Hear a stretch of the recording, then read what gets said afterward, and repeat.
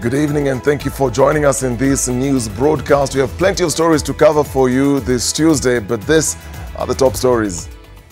Tonight, Twalib Mbarak is headed to the Ethics and Anti-Corruption Commission. He has a security background.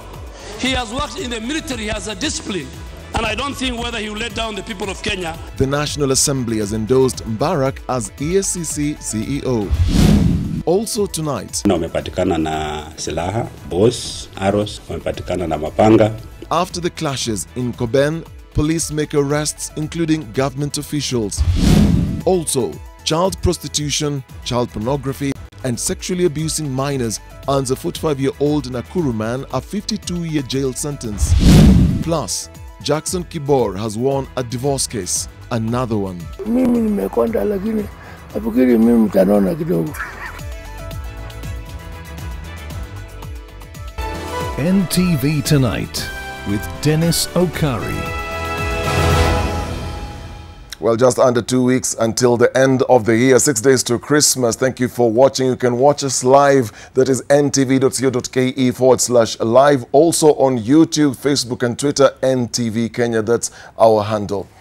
Our sign language presenter tonight is Flora Atieno, and we begin with our coverage of this news broadcast. The National Assembly has unanimously endorsed the nomination of Twalib Mbarak by the Justice and Legal Affairs Committee to take over as Chief Executive Officer of the Ethics and Anti-Corruption Commission. The members of Parliament reminded Twalib of the immense responsibility he now holds with the intensified war on graft in the country. NTV's Zainab Ismail reports. Former military intelligence officer Twalib Mbarak now faces a huge task as he positions himself to steer the anti-graft body, which has faced credibility issues in the recent past, as the president opts for other investigative agencies to deal with graft. Major retired Twalib Mbarak has what it takes. He has an intelligence background. He has a security background. He has worked in the military, he has a discipline.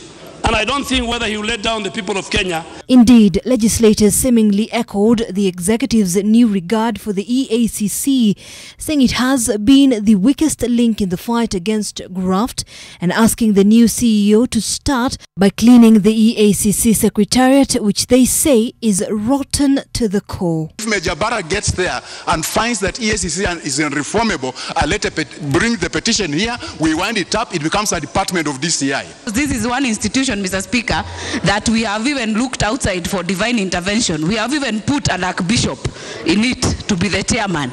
So I hope that he will have the courage to actually interrogate from inside and root out what exactly makes EACC not move. Majority Leader Aden Duale pointing out that the first task that awaits the new CEO is to root out graft in counties, as it has become a thorny issue. Yes, it's good we are dealing with the Kenya pipeline, we are dealing with the Kenya Power, we are dealing with all government, national government institutions. But why are we not dealing with the many resources wasted in county governments? There's a lot of wasted.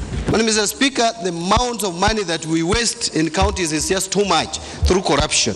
And it is something that worries many of us, that we don't see as many county officials being taken to court as it should be.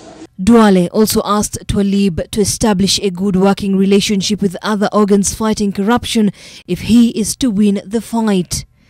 During his vetting in front of the Justice and Legal Affairs Committee last Friday, Mbarak promised to expedite corruption-related cases and help the country exorcise the ghosts of corruption.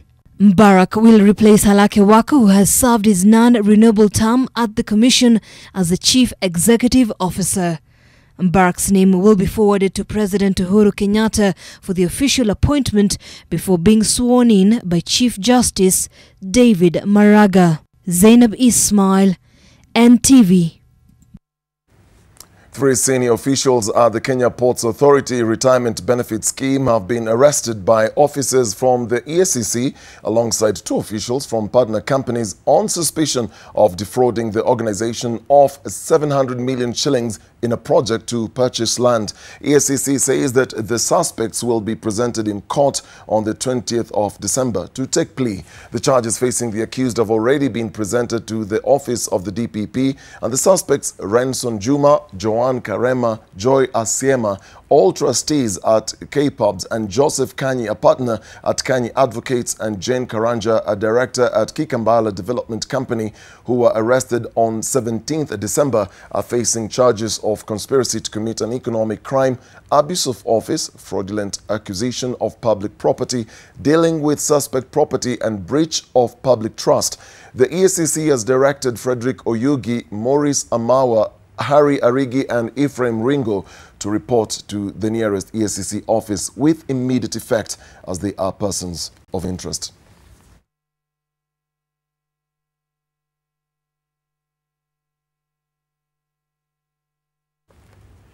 Well, the Commission for Revenue Allocation is proposing a new formula for revenue allocation between the national and county governments that will largely seek to benefit people.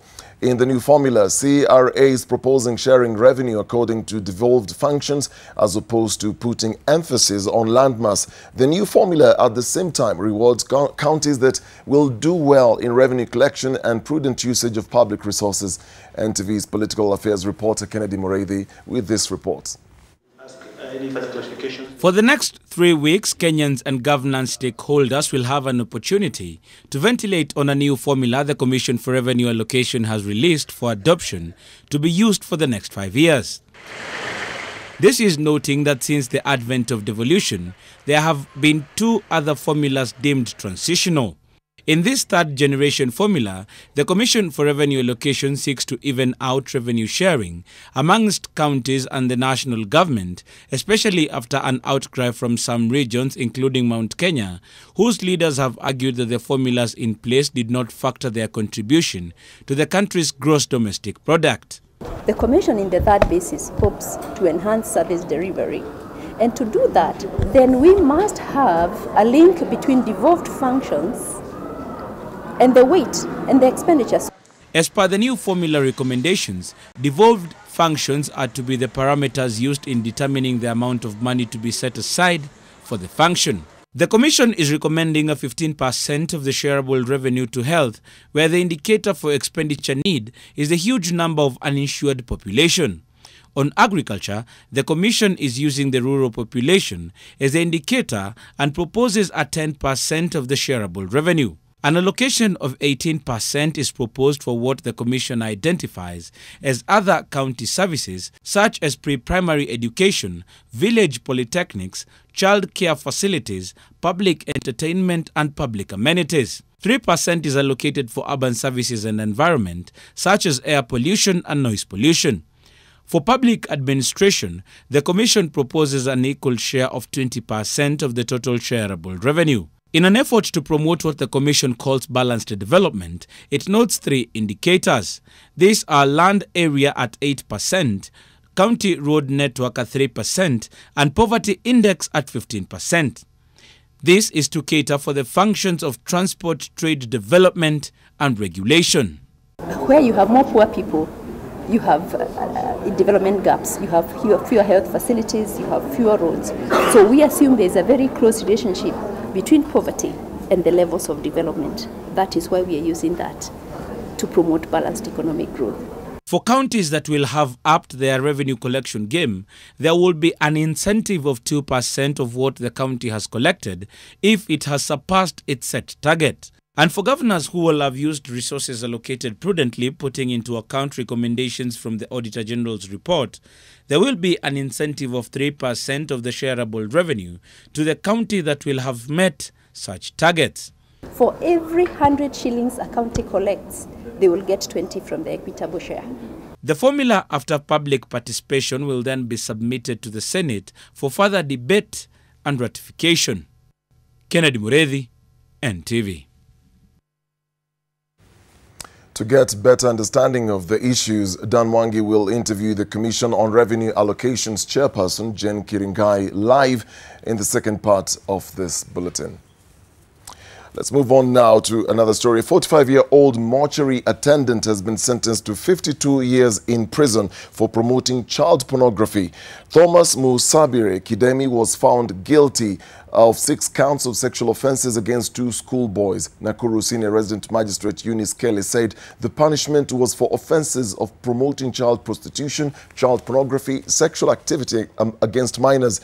Musabire faced 3 counts for crimes committed against each boy. The magistrate ordered a 5-year jail term for the offence of promoting child prostitution, 15 years for child pornography, and 6 for promotion of sexual offences with minors.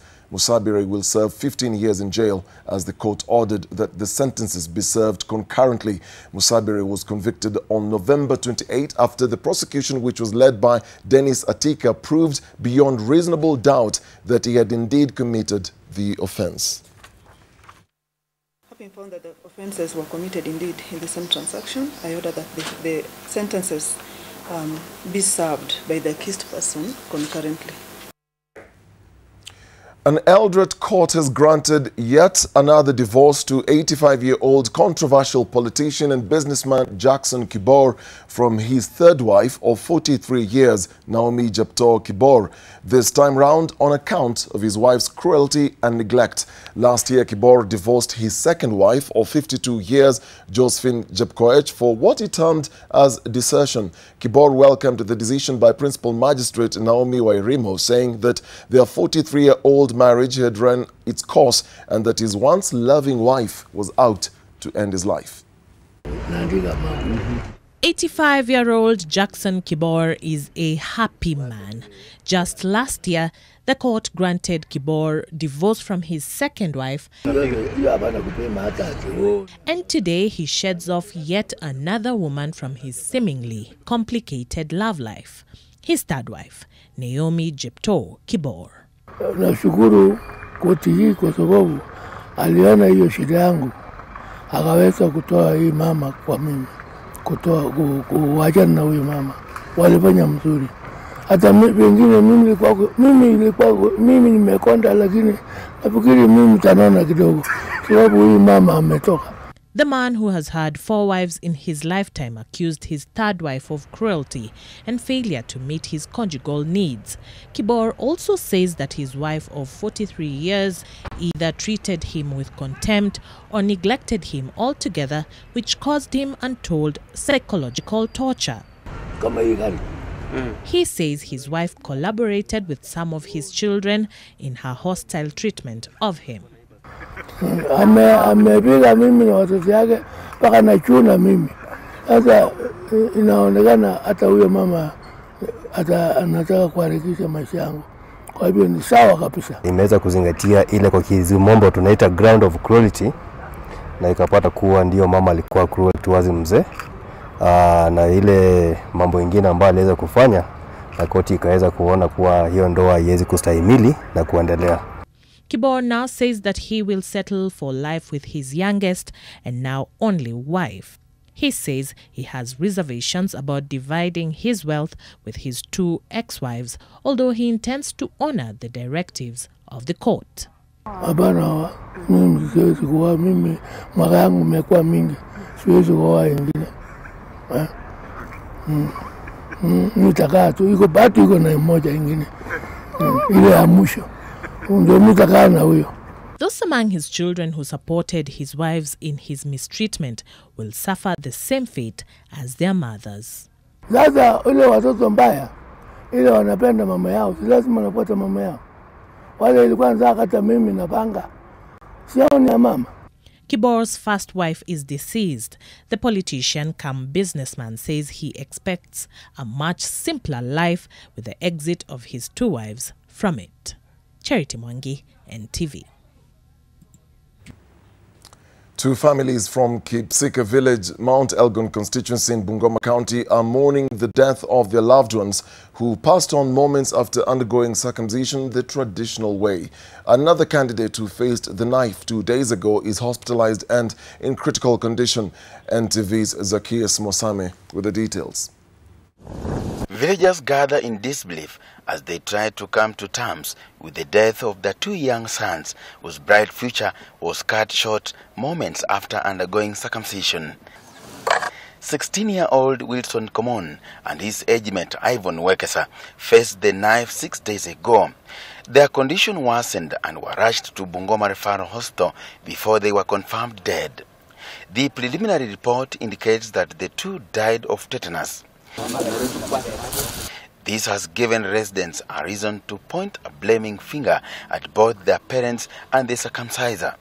Shita ile nimeleswa hata paka kwa madaktari huko litokana na kutairiwa, sababu hakuenda nini shindani ya tetanus, ndio hiyo ikaleta shita ya kwa mtoto wangu. Wanafunzi waliopashwa tohara katika hiyo shule ni zaidi ya 20. Na sasa hivi vile tunaongea hivi hatujui hali yao katika vijiji vyao. Huyu kijana alitairishwa kinyumbani na alikuwa na mtairishaji aliyemtairi. Hakukuwako na mazingaombo ya aina yoyote ambayo ilifanywa huyu mtoto, ni ugonjwa tu wa tetanus. The two were class 7 pupils at Kipsika Primary School and were to join class 8 next year. Residents are now worried about losing more young ones as a result of the traditional cut if urgent medical measures are not put in place. Watairishaji ambao walitairi hao watoto wameletea sisi wazazi wa watoto maafa ambayo hatukutarajia. Nataka tuone kwamba Ministry of Health na pia kamati yetu ya gender katika county, sisi wa gender na sisi wa health, nataka watuambie kwamba hii mila na desturi ambayo inafanyika, hawa watayarishaji wako wanatumia vifaa ambavyo viko hygienically clean, na pia wameundergo training, wamefanywa training. Kuna training ilifanyika Mabanga, wako na vyetu ya kuonyesha kwamba wanastahili, kwa sababu wakati huu mtu yeyote anaweza fanya biashara, anakuja kutairi lakini kumbe anasababisha kifo. Circumcision is a rite of passage for teenage boys in the Sabot community, and the exercise is usually carried out after every 2 years. Tumeambia kuna kijana mwingine kule Juche Bombay ambaye pia dalili zimekuwa kama hizo na amekimbizwa hospitali. So nimeona ni changamoto ambayo mimi kama area MCA nataka serikali yangu ya county iweze kukuja iangalie mambo haya tutatatuaje. Zacchaeus Mosame, NTV, Bungoma. 14 minutes past the hour. NTV Tonight takes a short break. I'll be back with more stories.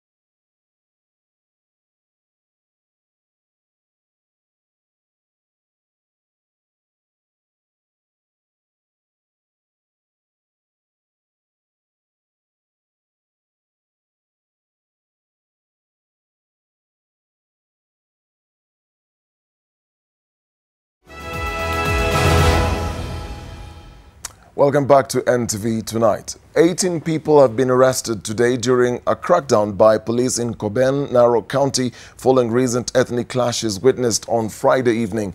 The violence led to the death of one person, and on Sunday, the government imposed a dusk to dawn curfew in Koben area.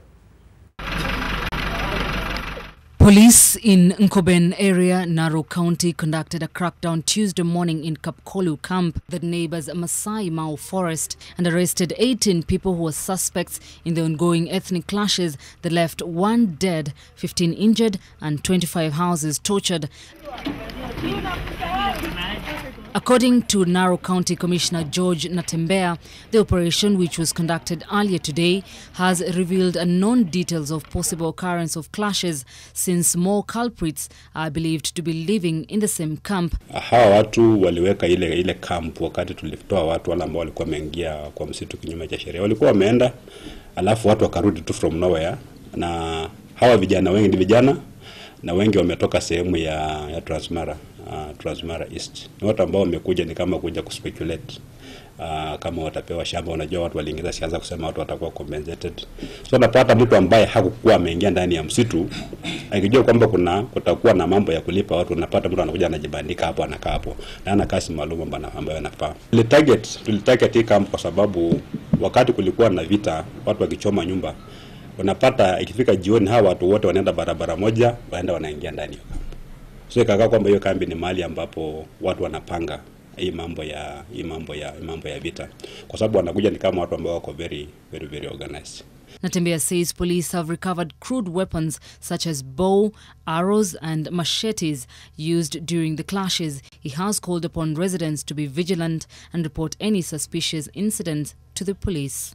Tunatoa wito kwa hospitali zote, ikwe zahanati, ikwe county referral hospital, ikwe other hospitals throughout the republic. Kama kuna mtu yote ambaye atakuja hospitali akiwa na jeraha ya mshale ama jeraha ya risasi, maana tunaambia kuna watu ambao pia walikuwa na majeraha, wameenda kufichwa.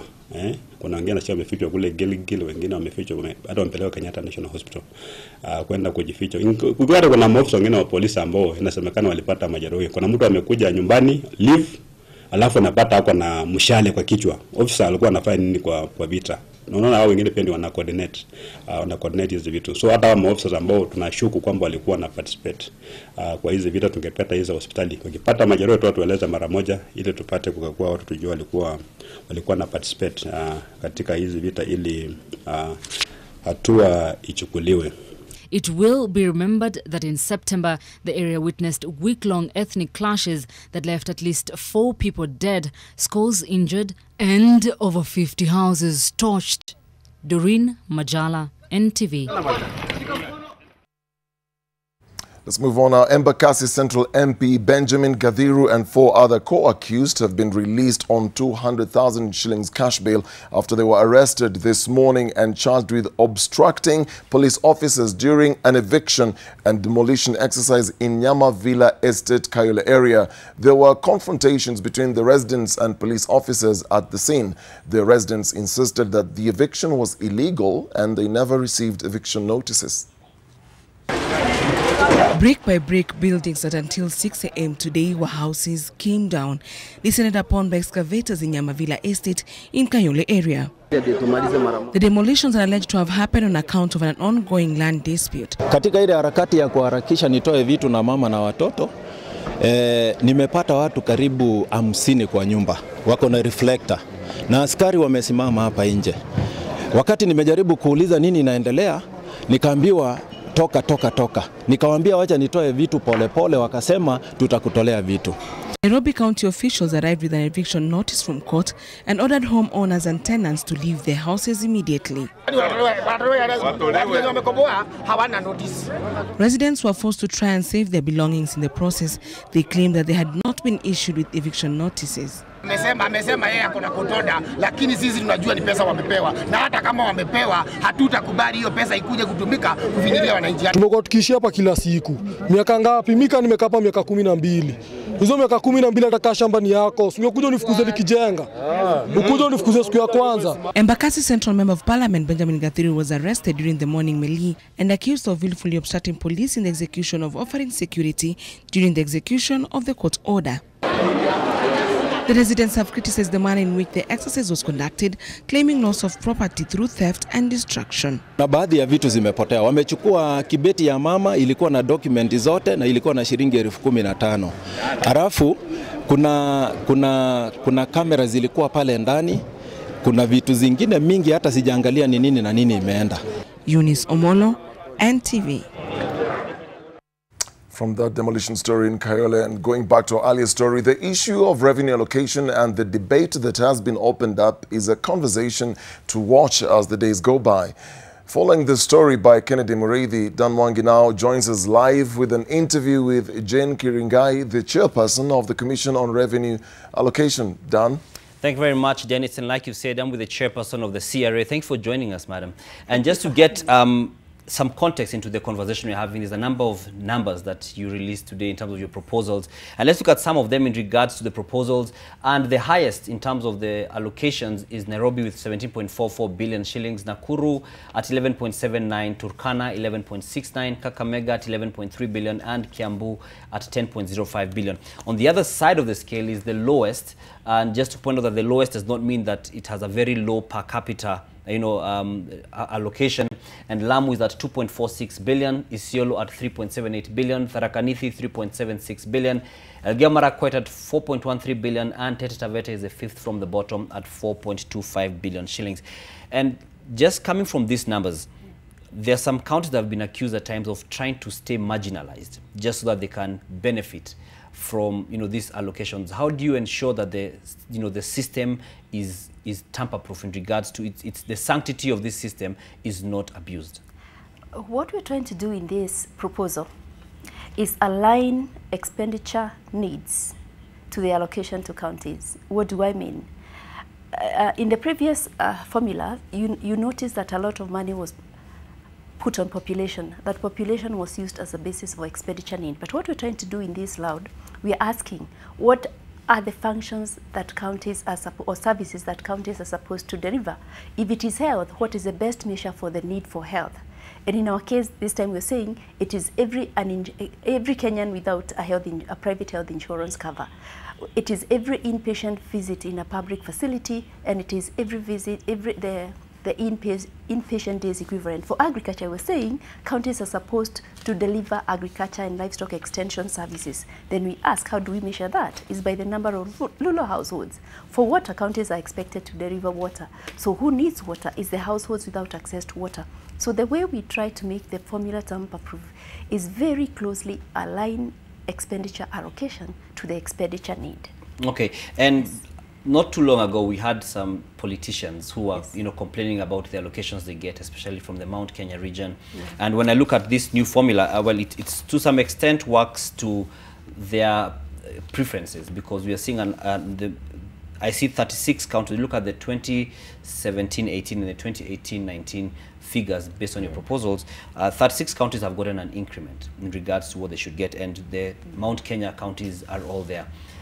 Now you have sort of lit a fire in a way in regards to some may not feel content with that. How do you intend to attend to this? Because politicians can be quite brash in regards to when they're fighting for what they feel are their rights. I would say there's no formula for Mount Kenya or formula for any region. What the formula does is it treats counties with expenditure needs the same way. If you look at the numbers that are on the screen, you will see that Kiambu and Kakamega are the same level. And it is because these two counties are in the same range with regard to their population. Because we are measuring expenditure need as the basis for allocation. Kakamega, Kiambu, more or less similar. But you will see that Kakamega gets a little higher allocation because Kakamega has more poor people than Kiambu. So it's not a formula for Mount Kenya. It's a formula that clusters counties by their expenditure need. At the bottom, you saw Tharakanithi and Isiolo. And again, these are counties which more or less have the same expenditure needs in terms of their population numbers. So it treats the same level of need and allocates expenditure accordingly. On the other hand, you will see counties that are very large tracts of land. Marsabit, Mandela, Turkana. These are the counties that are getting additional money from the land area parameter, which is at 8%. And the rationale here is that the counties that have very large areas would incur additional expenses to deliver services. Clearly, what the governor of Kibour requires to deliver health services is much less than what the governor of Mandera would require to deliver services in Mandela. Maybe the population are 20 kilometers apart, or in Kiambu, they're just a few meters apart. So it treats counties with the same expenditure need the same way. Okay, and so because ultimately this is meant to be fighting for, you know, the rights and the knowledge and the empowerment of the Monanchi. Yeah. How then, I mean, someone may be wondering, so what? Now that we've got this proposal, how can I then use this, you know, if it passes to the end and becomes, you know, law and all, to ensure that I can keep my governor in check? Because this one is talking about the sharing of the 314 billion which you intend to propose for higher allocation. Yes. So what we're trying to do in this formula, although it's not a budgeting framework per se, the objective of the CRA is to provide indicative allocations for the functions that are devolved, or the functions that are the responsibility of county governments. When we say that health gets a weight of 15%, what we are saying is that for every uninsured Kenyan, there's an allocation of, say, 970 shillings. For every inpatient visit, there's an allocation of 540 shilling and 115 shillings for every outpatient visit. So this provides a framework within which citizens can hold governors or the county administration accountable for results, because they can then go and say, the indicative allocation framework suggests that health should get this allocation.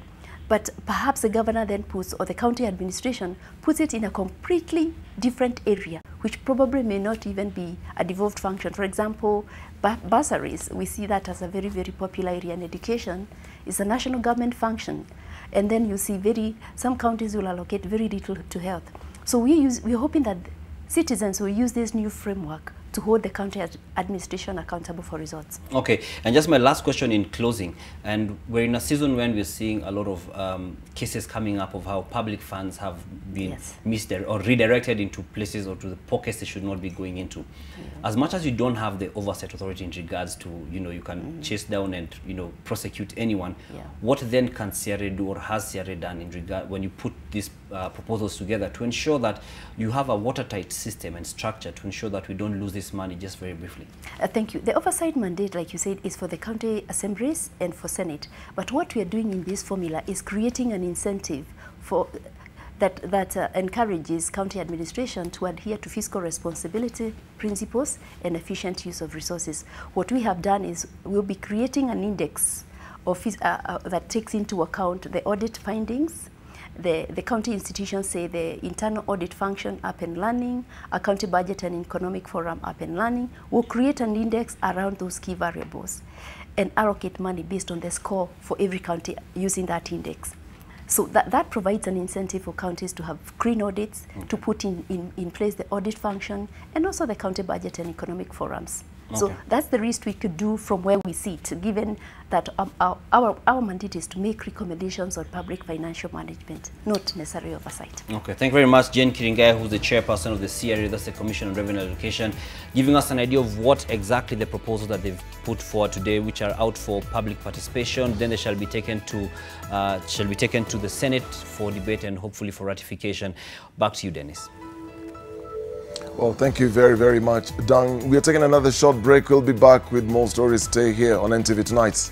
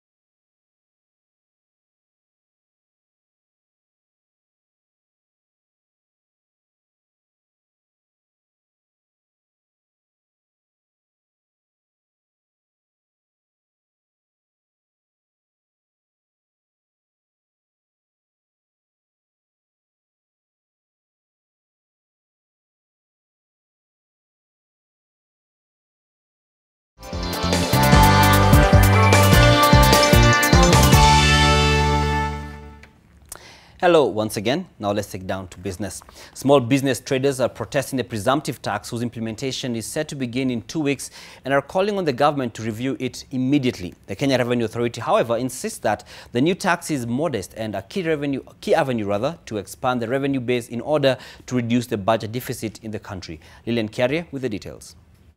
On the 1st of January, as we come back from Christmas festivities and ushering in the new year, something different awaits small business traders. If you're a small business trader who's operating a business that makes an annual turnover of less than 5 million shillings, you will be required to pay 15% of your business permit or trading license fee as presumptive tax to the Kenya Revenue Authority. Everybody who is going to get a license or a single business permit, provided they have a turnover of less than 5 million, then they fall under presumptive tax. And this move seems to be frustrating the traders who are complaining of an already strained business environment. Hii nchi imetax wanabiashara zaidi, wanabiashara ndio wameongeza taxes kwa mafuta, wamekuja tena kwa biashara zetu. Hatutakubaliana na biashara hii na hii taxes ambayo wanataka kutuongezea sasa. We are actually not ready, and I feel it violates some of the canons of taxation, that is especially the canon on certainty. Because if it's actually being administered from January, that is too close. We should have been given enough time to make adjustments. Already gharama ya maisha iko juu sana. Tunalipia rent, tunalipia tax. Juu kitambo the commodity ifike ingie kwa biashara yako, umelipia rent hizo vitu sote. Ushalipia mpaka permit deduction sote. So akiendelea kutudeduct, wanataka tuende wapi jamani? Even as the jitters start hitting the traders, KRA insists that the amount will not be as punitive. It's just 15% and then you are sorted out with the taxman. You won't fear any follow-ups or any compliance requirements. A good number perhaps will pay 150 or 300 or even perhaps 1,000. In the past, KRA has been unable to net the traders as many fail to disclose their revenue. The new system will curb this, as failure to pay will not only see them risk getting their business permits renewed, but also attract a penalty. There will be a liability of the percentage, that 15%. And then, as usual, any tax remaining outstanding attracts 5% and an interest of 1% per month. But these numbers may look small, but they'll make the tax record not to be clean. The authority says that in the past, it has collected about 100 million shillings annually from the sector and is looking at netting the 1.5 million taxpayers to raise a target of 1.1 billion shillings in the next 6 months. Lilian Kiarie, NTV Business.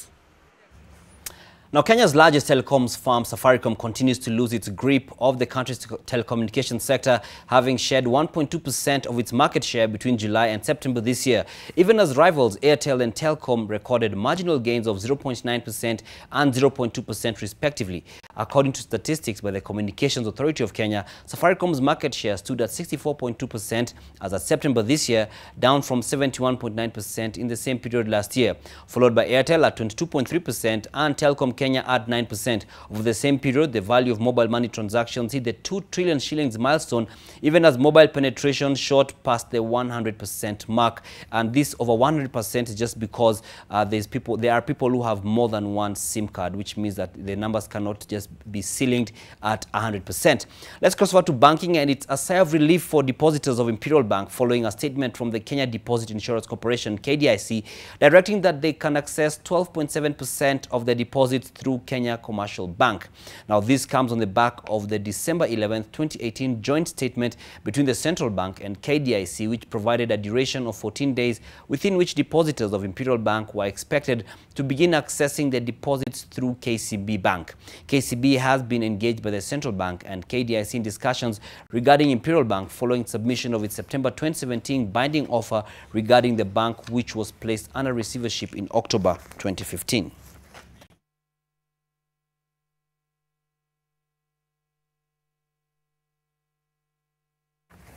Now, some Rift Valley MPs have asked Agriculture CS Mwangi Kionjori to intervene and ensure that maize farmers can get better prices for their produce.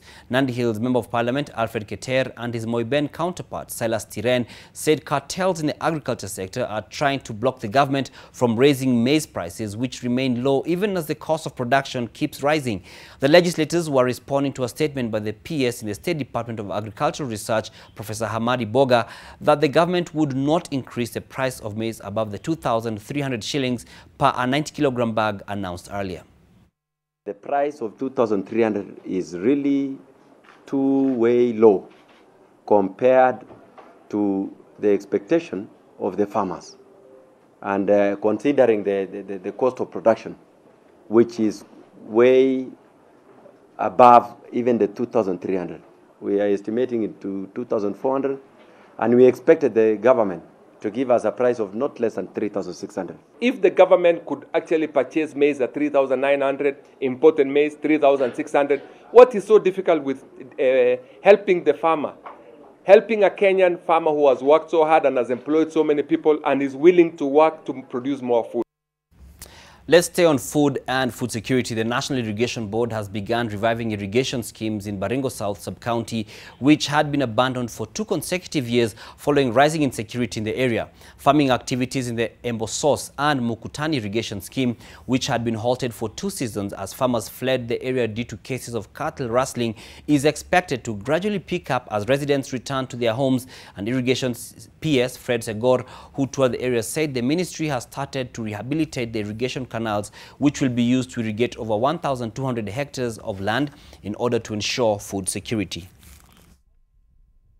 Our people of Baringo South have been displaced for the last 2 years, living in IAM in camps, and recently we decided to come back after the restoration of peace. And right now we need the support of the government in terms of rehabilitation of the irrigation schemes. I've asked my officers to come and look at the design which is existing so that we rehabilitate, we repair the interquarks, and then we also allow the canals to be prepared in preparation for productive agriculture in this area. Now, sourcing funding for addressing public transport challenges in Kenya's urban centers is one of the areas that could potentially unlock the potential of the country's bond market. According to a new study focusing on potential demand for issuance of green bonds in Kenya, issuance of such securities can help both county and national governments execute projects which have large capital demand. The study pegs demand for financing environmentally sustainable projects in agriculture, manufacturing and transport sectors at 8.5 billion shillings over the next 2 years, with the transport sector accounting for 10% of the demand.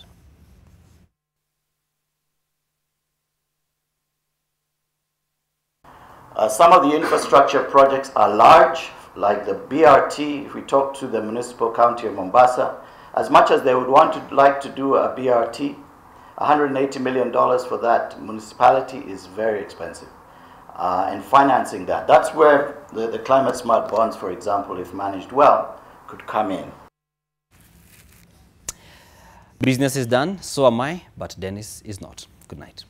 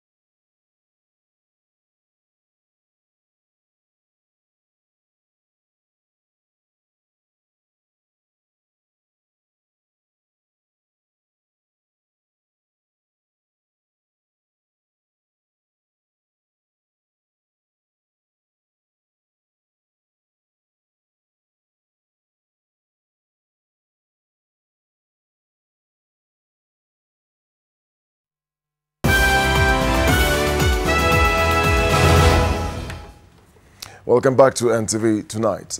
On the 7th of December, NTV highlighted the plight of 15-year-old Mohammed Abdulatif, who emerged the best student in Ijara sub-county but had given up hope of joining secondary school due to lack of school fees.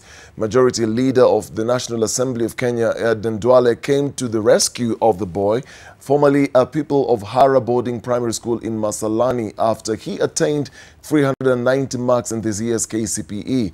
Duale today hosted the boy and his father at his office, where he assured him of his continued support throughout the 4 years he will be at the Nairobi school. He gave the student a check of 216,000 shillings and 100,000 shillings for school uniform and for shopping. A banker's check to the school for the 4 years that Mohammed will be. We will take care of him. He will become like my son. I'll follow. I'll go visit him in Nairobi school. I became much happy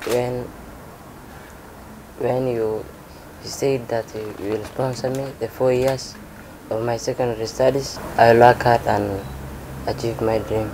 Dream of becoming? An engineer. Just when he had given up hope, someone emerged. Let's move on now. Deputy President William Ruto has said that plans to scrap some of the constituencies that do not meet the population threshold required by the law are against the wishes of the electorate and the spirit of devolution. According to IEBC, for a constituency to maintain its status, the population must be greater or lesser than the quota by either 40% for cities and sparsely populated areas and 30% for other areas. They risk losing their status for not meeting the population quota as required under the law. During the 2010 review, the population threshold was 133,000 people. This figure could, however, change given the expected increase in population during his tour of Lamu County. The Deputy President also said the government has lifted a ban imposed on mangrove logging, and he directed the Ministry of Environment to issue new licenses to regulate harvesting of the wood. Wasiwasi na mtu yeyote. Lamu hii hakuna mtu atavunja kaunti ya Lamu. Kaunti ya Lamu ni kaunti ya Lamu na iko hapa milele na milele. Tuangalie ile TJRC ambayo ilikuwa ni ripoti ambayo iko mpaka sasa haijawahi kufunguliwa. Yazibiwa kitu gani na inajibu kwa wapwani? And from that story, we are taking another short break, but Warada Kiru will be here with all the sporting action and all the events that have taken place today, including a very sad story of Jose Mourinho leaving Manchester United. He will be giving us all those details.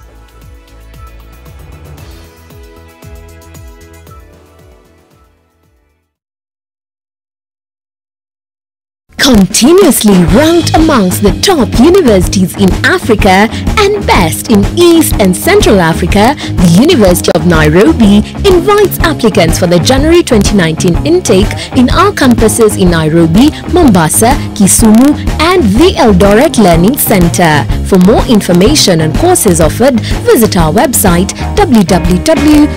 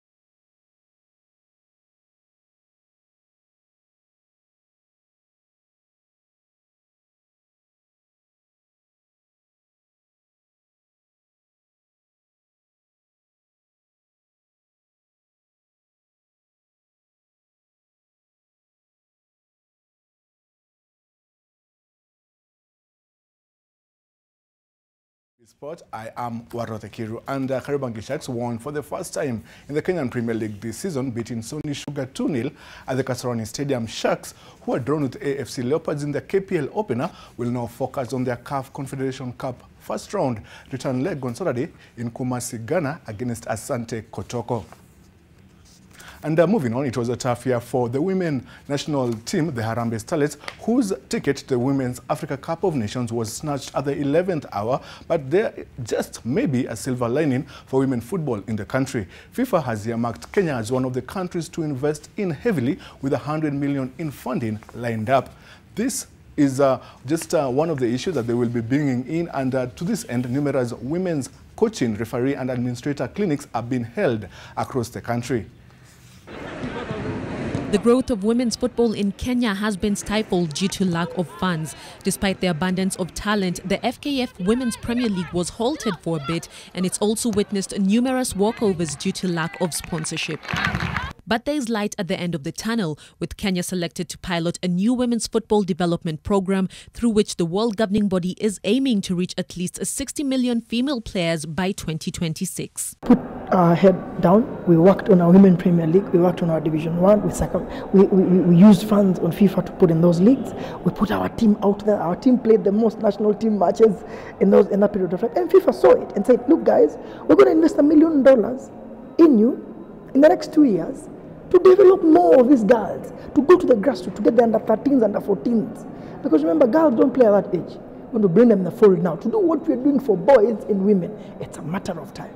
You can deny us a chance to be in the Cup of Nations, but you can never deny us a chance to develop a game, and that's what we're going to do for the women. Ahead of FIFA's direct injection of 100 million shillings into the coffers of Football Kenya Federation, numerous capacity-building initiatives are happening. These include coaching, referee and leadership courses being held across the country in partnership with FIFA. We can have a retaining strategy, especially when it comes to the former players. How can we retain them in the game? How can they go back and become referees? How can some of them become leaders in women's football? The FIFA 100 million grant will go a long way to supplement the annual grant extended for women's football.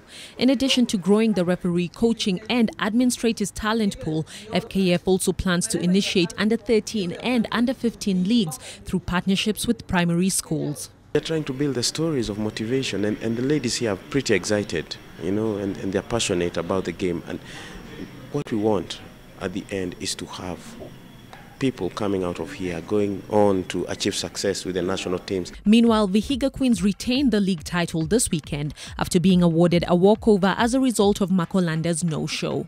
However, there was no FKF official present nor an official trophy presentation. Amidst the FKF lofty plans, this reality on the ground shows that the gap needs to be bridged. Ida Warenga, NTV. On to athletics, and heading into the 2019 season, which is a World Championship year, the fight against doping has gone a notch higher, with Athletics Kenya fighting to restore Kenya's integrity. In a statement, AK has asked all foreign coaches residing and coaching in Kenya to prepare and present their permits in person to their offices at Riadha House on Wednesday, 9th January 2019. This process will enable the Federation to have all foreign coaches registered, approved and licensed to coach Kenyan athletes. Foreign coaches who do not comply will thereafter face the full force of the law. This is the latest in a series of moves to ensure doping is stamped out in the country. Athletes seeking to represent the country at the World Championship will undergo 3 out of competition and 3 in competition doping tests.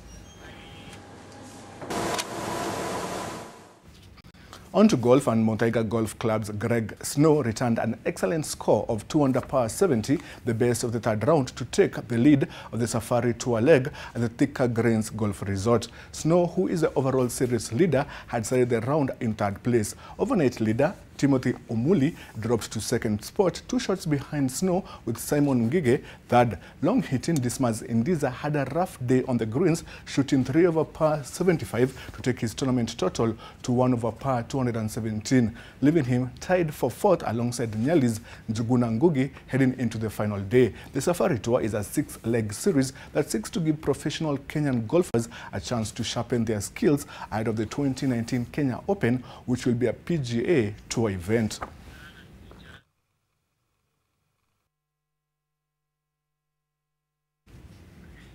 A 4x4 wheel challenge was held at Charana Ranch in Meru County this past weekend that saw motorsport enthusiasts tackle the tough course. The participants, who included children aged 11 to 13 years, and according to Humphrey Kiruki, who was the event organizer, the event was meant to mentor young upcoming racers. The young racers were delighted at the opportunity, while fans were thrilled by the extreme obstacles placed on the course. Kiruki added that this was the third time the event was taking place, and he hoped that it would attract more investors and racers in future.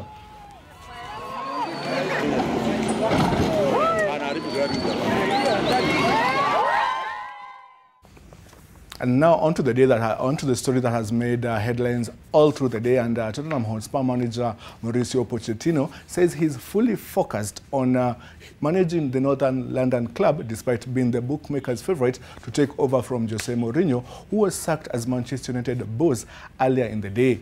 Other coaches whose odds are high to succeed Mourinho are former Real Madrid manager Zinedine Zidane and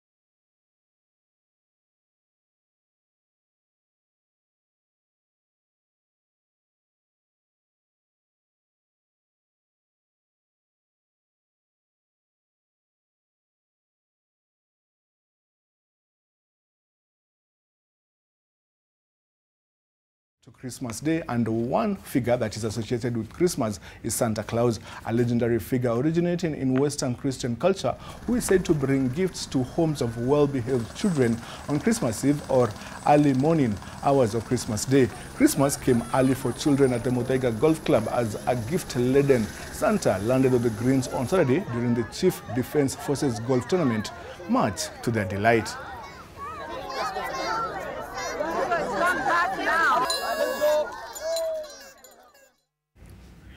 I know that was quite a spectacle to behold, and I know, Okari, you did say that it was a sad day because Jose Mourinho was fired by Manchester United, but for a lot of Manchester United fans, actually, it was a brilliant day, and again, I'd say Christmas has come early. Okari. Well, you know, he cried. There's a video of him crying, hugging, I think, some players and some staff at Old Trafford. It's sad. He tried to do the best he could. Unfortunately, the odds were against him. He didn't quite perform. Like you rightly put, Christmas has come early. A lot of people are speculating who's going to be the next one. But for me, I hope it's going to be Zinedine Zidane. That's my hope. What are you hoping for Zizou, Okari? I mean, he is brilliant. He gels with players very, very well. He did that at Real Madrid. He knows football. He understands football. He understands team chemistry. He understands team mentality in winning. And that's the whole idea of having him come over to the Manchester United side. Well, a lot of people are talking about Mauricio Pochettino, and if he did, maybe because he's moved from Southampton to Tottenham and he moved with Victor Wanyama, maybe, just maybe, Victor Wanyama may end up at Manchester United. Well, let's wait and see what happens. Well, thank you so much for watching NTV tonight, this Tuesday evening. Tomorrow I'll be here again to bring you all the very latest in the news. And I hope you'll also be here. Let's just find out what's going to happen tomorrow. There's going to be a build-up of more speculations tomorrow. Yes. But that's it from us. Our sign language presenter tonight was Flora Atieno. I'm Dennis Okari. Have a good night. Do have a good night. I am Warote Kiru.